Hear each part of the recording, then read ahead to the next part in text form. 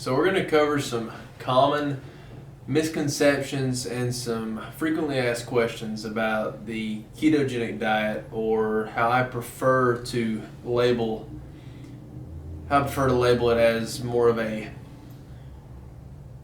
fat adapted diet, because keto tends to have some pretty negative connotations, and it can kind of draw you into a corner or in a separate box where there's nothing else but keto, pure fat, and hardly anything else. And that's just not exactly the way it is. So that could be the first misconception we draw on, which would be that keto style diets are strictly high fat and really no holds barred, nothing else, just no carbohydrates, no even nutrient dense carbohydrates, no decent supply of proteins, nothing. Just fat, bacon and grease, and anything else you can get your hands on. And it's simply not the case. So what we have to understand is that keto dieting, or high fat, low carb dieting, is relatively old in its thought, and furthermore very, very highly scientifically driven. Started back over 100 years ago for epilepsy and diabetes. It's been proven to work in both fields as well as multitudes of others, and unfortunately has lost much of its credibility due to studies and just the scientific community's push of more of the higher carbohydrate dietary guidelines than what we would prefer. Which most of us know that the food pyramid is not necessarily what we draw on anymore for the best nutrient advice, and that's even admitted by the FDA. So diving into that a little bit, we'll talk about the best way to do a fat adapted diet, which in my opinion is a diet called the MAD, the MAD diet, or the modified Atkins diet, which is a diet constructed by Eric Kossoff, a doctor from the Johns Hopkins University in Baltimore, in Boston. And Kossoff has developed this diet to be more friendly for his patients, and then furthermore for just people as a whole, where a standard keto diet would be about 90% fat, 10% protein, and you could throw some veggies in there for the, minuscule amounts of carbohydrates that a cruciferous vegetable and some others might have to get your fiber. But there is another way to do it, and that's the modified Atkins diet. And this way sets up, for me as an example, what I do on a daily basis. Roughly 65% of my calories come from fat, sometimes 70, sometimes 75. And then the difference would be the protein, which would be roughly 20-25%, and then what's left over, 5-10, sometimes 15% carbohydrates, but never usually more than 15%. Even on my, for me, heavy training days, if you're athletic, or if you're even weaning yourself off of carbohydrates, probably no more than 20% of your daily value. So that's one way to do it. That's the way I like best to do it. You can go the full-blown keto. You can do it hardcore and go with that type of clinical route, which was designed specifically for diseases. And that's totally fine. As long as you keep your blood work up to date, you run it through your practitioner, make sure everything's good and safe, and go from there. But I believe wholeheartedly that doing a different style of keto, whether it be the modified Atkins or the many others, there are plenty of others, more than I could go over in a short video, but many others that are relative to the MAD diet, the modified Atkins diet, including the primal diets and others. Moving on, we'll talk a little bit about the issues with saturated fat. Now, saturated fat's been demonized, and mainly because of bad publicity and even worse studies. And I won't go too deep into that because I could talk about that for hours. But I will give you this little note of enlightenment, and And that being that most of your low fat, higher carbohydrate studies only tend to go for a few months, and the best of those have shown that, well, most of the people tend to gain the weight back, or the blood work comes back bad, or it's sustainable to an extent. However, taking an example of people on certain medications may not be able to come off of those medications in the route they would want to come off, or they are not able to sustain a very, very high quality of life because they aren't able to drop more weight or continue their weight loss goals or perform better.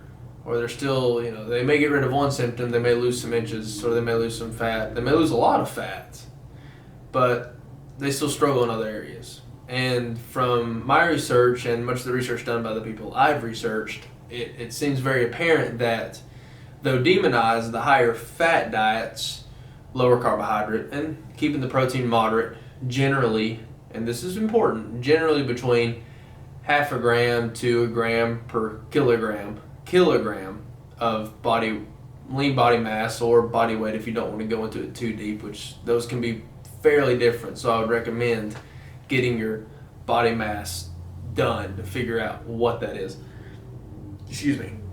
But that being said, and that's about 2.5 to 2.5 to or 0.25 to half a gram per pound of body weight for most people. If you're a fitter individual that's working out, trying to gain muscle, I would shoot for about 0.8 to 1 gram per pound of lean body mass, and that should put you just fine.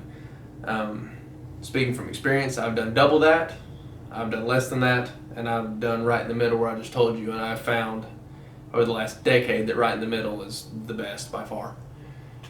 And it also keep that blood sugar down if that's something you're tracking, especially if you're tracking ketones, and we'll get into that.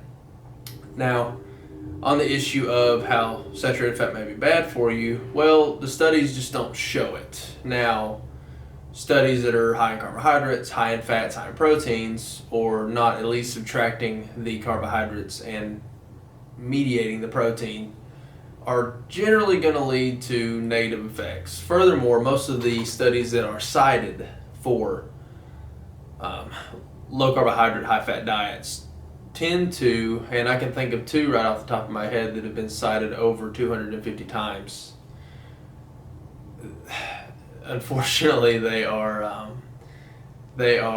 studies that did not last long enough to actually take full effect. And when I say not long enough, I'm not talking that the study has to go for months and years. I'm talking 7 to 10 days, for as long as these two, the most highly looked at studies for medical professionals, dietary professionals, and the like, quote, or used to represent, and they did not give long enough for the actual effects to take place, which on a physiological level, you have to give most diets, especially a diet where you are totally shifting the mechanisms in which your body utilizes fuel, makes energy, at least 14 days.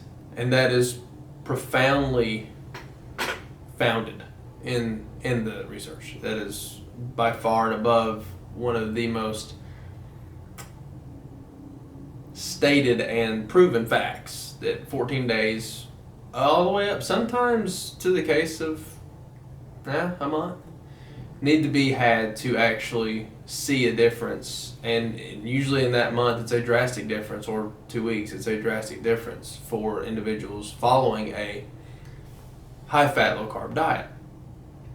The studies coincidentally that show those results tend to have been cited on about a quarter of the amount of the latter, which is sad. But we also have to take into account that for the last 40, 50, 60 years, the standard daily requirements have been pretty carbohydrate laden, and I'll admit it just as much as most scientists would probably admit it, that it does stink to be wrong. But a lot of these studies have just been plain wrong, and it's not like most of these people will come out and just admit it. So it is up to us, it's up to y'all to do some of the research and look for yourself and see the difference, especially if you're hesitant. Because I don't expect you to take my word for it, but I would love for you to do some research and bring to me what you find. I'd love to talk about it. Another issue I want to speak on is people that are lactose intolerant that may have an issue with switching the diet and being able to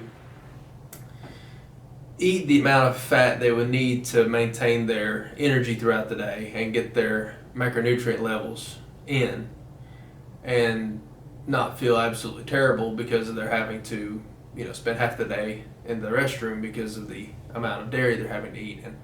And there's a way around that. There's a few ways around that. Predominantly, I can tell you from my own experience and the experience of people I have led down this diet, you can achieve most of these requirements for macronutrients on things as simple as olive oil, high quality olive oil, and if you want more information on that, please come speak with us. Coconut oil, MCT oil, which is a type of, or it's a derivative of coconut oil, the essential fats that are in it, the medium chain triglycerides. The avocados that everybody loves, most people love. Nuts, seeds. Oh goodness, there's more that I can't name. Avocado oil. So many things that you can take in place of butter, cream, as well as animal fat. Animal fat probably being the predominant source to where you would get most of your fat. Now, I obviously expect to have some vegetarians and vegans watching, and that's totally fine. Most diets that I see vegetarians and vegans follow tend to call for oils: avocado, coconut, olive, macadamia. I mean, the list goes on, and all of those can be great sources. There are people that do the vegetarian, the vegan diets, and then stack a keto lifestyle or a fat-adapted diet on top of that, and that's totally fine. Sometimes even better so, because you're definitely getting the nutrients you need from the vegetables. So don't let it deter you if you can't quite digest or metabolize certain nutrients in, or certain sources of fat in, the ketogenic diet or the fat-adapted diets. There are ways around that. There are other ways to achieve those macronutrients and get your energy levels up without having to force feed yourself nutrients that your body just does not tolerate well. Another issue we have to get into is the difference in ketosis and ketoacidosis. Now, this is a big one. I've even had practitioners bring this up, and there is a close yet far away relationship between the two. Now, ketoacidosis is very serious. It's a very serious condition, especially regarding the fact that it can be deadly. Now, generally, the people that this happens to are type 1 diabetics who absolutely do not produce insulin, or late stage type 2 diabetics. And the reason for that is the majority of the population, the majority of the people that would be watching this, are producing insulin at a pretty fair rate. Some of us much more than others, some of us maybe not quite as much as others, but all of us, for the most part, in enough of a range to guard against ketoacidosis, which, as a brief explanation and oversimplification of ketoacidosis, is basically your body's inability to use insulin to guard against overproduction of ketones and the body's constant flooding the bloodstream of sugar, which, when both are in high amounts, can cause a acid overload, essentially, in the body, which is detrimental to the body. So insulin, thankfully, regulates that. And generally, with the presence of any insulin, and I mean any minute amounts of insulin, can guard against that. At least to the extent to where you would have to worry in the keto diet. Generally, to put it in a little bit of perspective for the people that actually test their ketones and take blood tests or do the urine strips, the general ketone levels for people in ketoacidosis are going to be upwards of 20 millimolar and higher. The average on someone doing very well on a keto diet is going to be right around 1.5. And speaking from, or using someone who fasts, which is one of my favorite things to do. Most people that even fast, and when they do eat, they eat the more ketogenic style diets, may have the readings up around 3 to 5. But you're still going to be 4 or 5-fold less than someone on the borderline of ketoacidosis.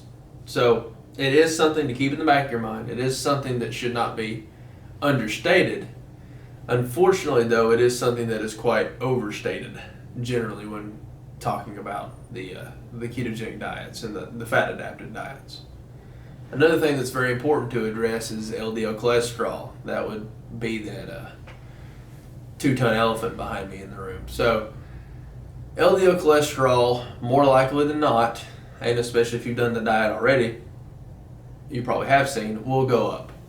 Now, there's a difference in the types of LDL cholesterol, and coincidentally, the majority of research on the high-fat, low-carbohydrate diets seems to be in favor of not only the good kind of LDL cholesterol, which would be your bigger, fluffy cholesterol, to simplify it, versus the smaller, more problematic LDL. And the one that goes up is predominantly the good LDL, sometimes even showing a lower amount of the bad LDL. And then in an even better sense, or an even better turn, we see that HDL tends to go up. So you're getting better blood markers as well as triglycerides generally going down. The problem is, if you order a standard blood test, a standard lipid panel for instance, you're going to see triglycerides and you may see those go down. You'll see your HDL and you'll probably see it go up. You'll see your LDL and you'll probably see it go up. That's the problem with a standard lipid panel. You must order a lipid panel that will give you a breakdown of your LDL, or it will probably scare you, probably scare your doctor, and then you either quit the diet or your doctor orders you off of it, or we get freaked out and then we don't do it without seeing what's really underneath the mask, and that is that the blood levels of the good stuff is going up and the bad stuff is going down, but since they are very similar, it's like the good twin and the evil twin. And the evil twin may be losing, but they look the same. So be sure, if you see this, or if you're worried about that, that you pay special attention and you get those particular types of blood work ordered so you can track it. And if you have any issue with that or need someone that can do that, we have a practitioner here at Nutritional World that can actually order those blood tests for you. Another problem I get hit with pretty often, and actually got asked today, was I can't get my family to eat it, so it doesn't seem like it's something that I can do. And I'm here to tell you, coming from a guy that was formerly a kid that ate nothing but pasta and cheese and potatoes for the first 17, 18 years of my life, really, and being as picky as I have been all my life, not eating meat until almost 20 years old, I can tell you that switching to the ketogenic diet or the fat adapted diet or fat adapted lifestyle, I'll go a little deeper, for the last couple of years has opened up more avenues for things I like to eat personally than any other diet I've done in the almost, decade now that I have been exercising and studying nutrition. And trust me, I've tried a lot of diets. And the main kicker to this, and the research backs it up, is the tendency of our brains to revert back to what we have formerly really wanted and loved and were born to want, which is fat over carbohydrates. But since we are generally bred from a young age, whether consciously or not, it could have been just the formula we were given or whatever else, we are slowly turned to carbohydrates. And the carbohydrates are quick, they're easy, they're super fast energy, and that's all well and good until we get overloaded with it. Our insulin gets thrown out of whack, our blood sugar gets thrown out of whack, and we start gaining weight around our waist, and it sucks. And the reason for that is our bodies are built to burn fat. And reverting back to that tends to, like I mentioned earlier, rewire our brains to a state of almost a primal being, to where we crave the fat that gives us a sustained energy and the feeling of satisfaction, especially with, for instance, animal protein and the fat that's associated with it, that generally comes with it.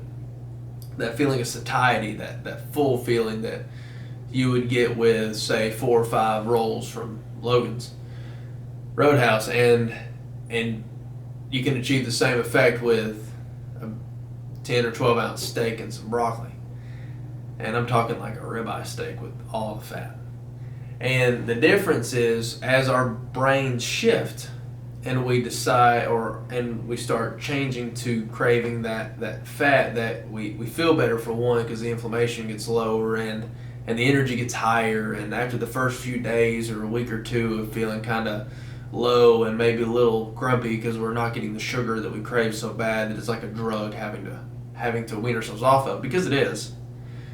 And we finally break through that finish line and get to where we are adapted, say, well, then something funny happens and we start craving that butter. We start craving that cream, that oil, that gloss that we put on our food to almost make it reflect our image like a mirror by the time we get done dressing it up. And it's a change that, though you may not really notice until you really stop and think about it, happens pretty fast after changing the diet. Generally, like I said earlier, within 14 days or a month, our brains are rewired. And what comes along with that is the craving centers and what we really want to eat. It's no longer Little Debbie's or pizza or pasta or whatever the case may be. And those may be great once we switch over and, are able to become fat adapted and more metabolically flexible, so we could, at a party, not feel so bad about eating that one piece of pizza. But the cravings tend to shift from the high sugary, carbohydrate laden foods. They give us that quick bolt of energy and then drop us down for that 2:30 feeling, for instance, to the fats that give us that sustain, that great all day energy, that full feeling.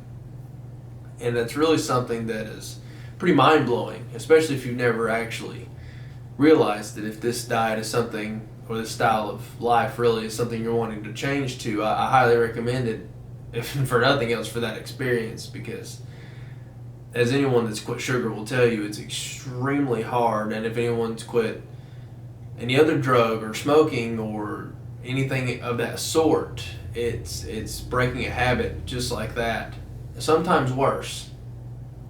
And the reward of being able to feed yourself and your family so many options, and then feel better about those options, and then have those better tasting options, is enough to kind of convince just about anyone to at least try it, including the other members of your family, even the kids. Kids love the fatty foods and the types of little desserts that can be whipped up. There are even recipes for cheesecakes, which actually tastes pretty good. But the point I'm making is there are so many options out there for you and your family both to take, even if it's just one meal a day that your family's eating and you're doing the rest of the stuff on your own throughout the day. Well, if that one meal has all the carbohydrates you may be allowed for that day, that's fine, and you may not even have to change up dinner that much at all. But I can't stress the importance of potentially even getting your family on a little bit healthier style of eating and maybe focusing a little bit more on the fats and getting all the junky carbohydrates out, and maybe turning that yellow and white plate full of food into a more vibrant selection of oiled up or sauteed vegetables, and making it look really pretty. And then of course having that big old slab of steak or whatever the case may be there on the side for the protein and the amount of fat. But I digress. There are options out there for you, and if you would like a list of different recipes or websites to go to find these recipes, stop in the store or just Google keto recipes, and there ain't enough hours in the day to read through one page of them, let alone all the other options you have. The last thing I'll touch on is protein in the right kind of amounts, and I briefly touched on it earlier, but generally we want to aim for the standard person just wanting to maintain muscle mass and keep themselves either in ketosis, especially if you're measuring ketones, or keep their insulin down, especially if you're, if you have some type of medical condition where you have to monitor this. We do need to pay close attention to the protein, almost as close as we do the carbohydrates, and not as much in a negative sense, but it's more just a preventative measure to keep from delaying the overall goal. And the reason for that is protein is insulinogenic, which just means that enough protein or protein at the right times can bump insulin up a little bit, and that's fine, that's normal. However, going through ketosis or the fat adaptation process, that can delay the effects, which we obviously don't want. Now, my more athletic individuals watching this, it's going to be easier for us, obviously, because higher metabolism, we've been training longer, we can tend to hold and digest more protein than the average bear. So understand that there is a little bit of difference there, and I'll get into that. But for the standard person just wanting to maintain muscle and wanting to lose fat more than anything, we want to keep the protein between 1/4 gram and 1/2 gram per pound of lean body mass. And if you're wondering what your lean body mass is, that's generally your skeletal muscle and to some extent your water weight and the way most apparatus read it, your skeleton. And if you want that measured, we can do it here, or there are other ways to do it. But that's the best way to go about it. For us athletic individuals, you can have more than that. Rest assured, we can have enough to maintain anabolism and keep our muscles growing, which is, I'm sure, a concern for anyone watching this that is wanting to continue working out, exercising, and build muscle. We kind of want to stay in the range of plus or minus, 1/4 gram, around 1 gram per pound of lean body mass, which for me, I'm about 180 pounds. My lean body mass is close to the mid 150s, so that would put me at roughly 150 to 160 upward, maybe on a really hard day, or a day I'm going extra low on my carbohydrates, maybe 170 or so grams of protein, and that's plenty. As I said earlier, I've done double that and I've done less, and this seems to fit me even better. Too much protein, remember, will knock you out of ketosis. It can, for sure. Is that the end of the world? No, that's not necessarily a bad thing. It's just for people, especially that are really trying to change diets and hit all the marks and following it so closely, it can be a deterrent and it can be disappointing. And the mental aspect of all this is huge, and that can't be understated, or overstated rather. So as far as I'm concerned, I believe that we need to monitor it pretty closely and just eat what we need and not eat too much of it.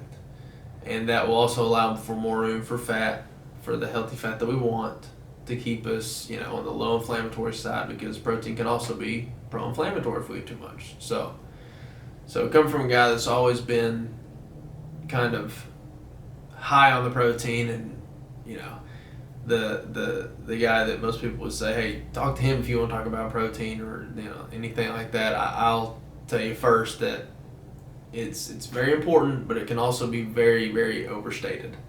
So just keep that in mind when following the high fat, low carb diets. That the protein, just because it's a high fat, low carb, does not mean it's high fat, high protein, and low carb.